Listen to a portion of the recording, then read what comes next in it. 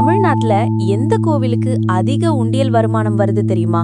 சில கோவில்களுக்கு ஒரே வருடத்தில் நூற்றுக்கணக்கான கோடி ரூபாய் காணிக்கை வருகிறது. இப்ப பார்க்கலாம் தமிழ்நாட்டின் டாப் 10 அதிக உண்டியல் வருமானம் வரும் கோவில்கள். 10ஆம் இடம் மருதமலை முருகன் கோவில், சுமார் 20 - 35 கோடி ரூபாய்.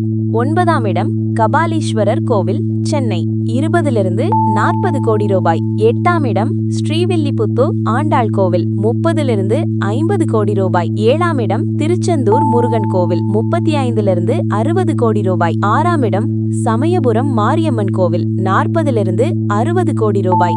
5ஆம் இடம் சிதம்பரம் நடராஜர் கோவில், 40 - 70 கோடி ரூபாய்.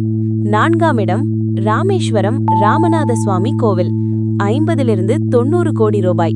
3ஆம் இடம் மதுரை மீனாட்சி அம்மன் கோவில், 60 - 100 கோடி ரூபாய்.